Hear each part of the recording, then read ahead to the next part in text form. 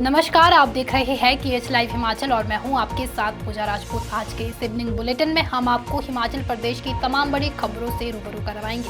आइए पहले नजर डालते हैं आज की हेडलाइंस पर। मंडी में बाढ़ प्रभावित क्षेत्रों का सीएम सुक्खू ने किया दौरा, राहत कार्यों के लिए 7 करोड़ जारी। हिमाचल में स्कूलों की मानसून छुट्टियों का शेड्यूल जारी, नियम तोड़े तो होगी सख्त कार्रवाई। पर्यटन निगम के 14 होटलों को निजी हाथों में देने के फैसले पर RAS पाली ने उठाए सवाल। हिमाचल में श्रद्धालुओं से भरी बस पलटी, 32 घायल, सीएम सुक्खू पहुंचे एम्स बिलासपुर। कंगना रनौत का राजनीति पर तंज। हिमाचल में निकाय चुनाव को लेकर चुनाव आयोग सख्त, DC को भेजा सख्त संदेश। फर्जी डिग्री घोटाले में ED की बड़ी कार्रवाई, 1.74 करोड़ की संपत्ति अटैच। शिमला में 12 साल की बेटी से दुष्कर्म, पिता गिरफ्तार।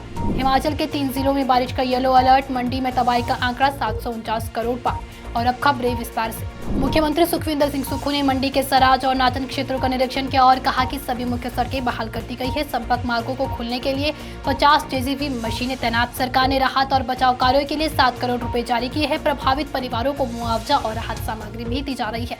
किराए पर रह रहे परिवारों को ग्रामीण क्षेत्र में 5,000 और शहरी में 10,000 मासिक सहायता दी जाएगी। केंद्र से वन भूमि पर पुनर्वास की अनुमति मांगी जाएगी।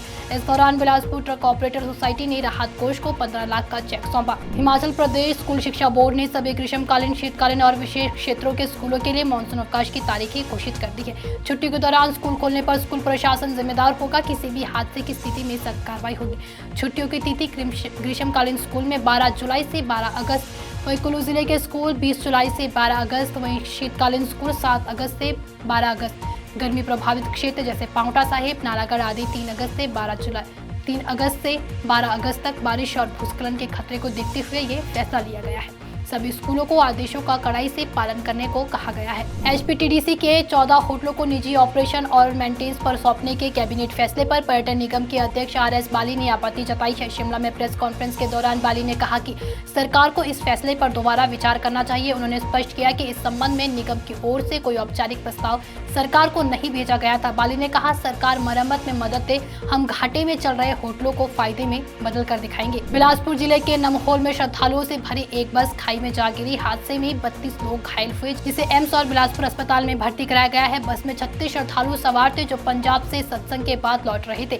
हादसा रात करीब 3:15 में हुआ है। अंधेरे के कारण राहत कार्यों में दिक्कत आई। मुख्यमंत्री सुखविंदर सिंह सुक्खू ने एम्स पहुंचकर घायलों का हाल जाना और बेहतर इलाज के निर्देश दिए हैं। पुलिस हादसों के कारणों की जांच कर रही है। मंडी से सांसद और अभिनेत्री कंगना रनौत का एक पुराना इंटरव्यू फिर वायरल हो रहा है। इसमें वे कहती, राजनीति में हद है फ्रेंडशिप की, टीवी पर सब प्रतिद्वंदी लेकिन बाहर कैंटीन में साथ हंसते खाते हैं।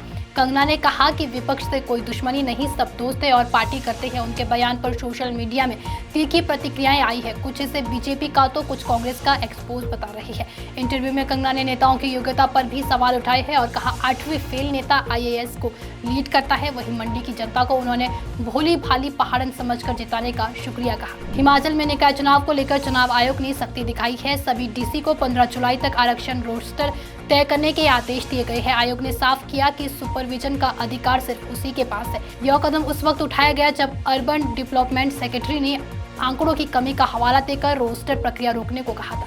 आयोग ने जवाब में कहा कि संवैधानिक प्रक्रिया को कोई विभाग नहीं रोक सकता। हालांकि 4 दिन की मोहलत दी गई है, लेकिन रोस्टर हर हाल में 2011 की जनगणना के आधार पर ही तय करना होगा। 73 निकायों में चुनाव के लिए तैयारियां शुरू हो चुकी है। मानव भारती यूनिवर्सिटी सोलन से जुड़े फर्जी डिग्री घोटाले में ED ने 3 कमीशन एजेंटों अभिषेक गुप्ता, हिमांशु शर्मा और अजय कुमार की 1.74 करोड़ की 7 संपत्तियां अस्थायी रूप से अटैच की है। ये संपत्तियां बिहार, दिल्ली, UP और हरियाणा में है। ED जांच में खुलासा हुआ है कि यूनिवर्सिटी के अध्यक्ष राजकुमार राणा ने एजेंटों के जरिए देश भर में नकली डिग्रियां बेची। इस रैकेट से अब तक 387 करोड़ की अवैध कमाई का अनुमान। ED ने अब तक 14 लोगों और 2 संस्थाओं की संपत्ति जांच के दायरे में ली। हिमाचल प्रदेश के शिमला जिले के रामपुर में एक पिता पर अपनी ही 12 साल की बेटी के साथ रेप करने का आरोप लगा है। लड़की की मां की शिकायत पर पुलिस ने मामला दर्ज कर आरोपी पिता को गिरफ्तार कर लिया है। पुलिस के अनुसार आरोपी पिता ने 8 जुलाई को अपनी नाबालिग बेटी के साथ दुराचार किया। पीड़िता ने ये बात अपनी मां को बताई।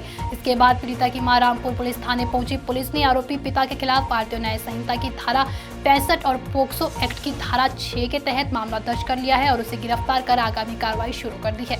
मंडी, शिमला और सिरमौर जिलों में आज हल्की बारिश की संभावना जताते हुए मौसम विभाग ने येलो अलर्ट जारी किया है। अन्य जिलों में भी बादल छाए रहने और हल्की बूंदाबांदी की संभावना है। भारी बारिश के कारण प्रदेश में अब तक 749 करोड़ रुपए की संपत्ति नष्ट हो चुकी है। अकेले मंडी में 500 घर पूरी तरह से ढह गए हैं और 1300 से ज्यादा घरों को नुकसान पहुंचा है। 207 सड़कों में से 180 सड़कें 10 दिन से बंद, वहीं 250 गांव अंधेरे में है और 800 से ज्यादा पेयजल योजनाएं बह चुकी है। मंडी जिला सबसे अधिक प्रभावित है, जहां 134 सड़कें अभी भी ठप है।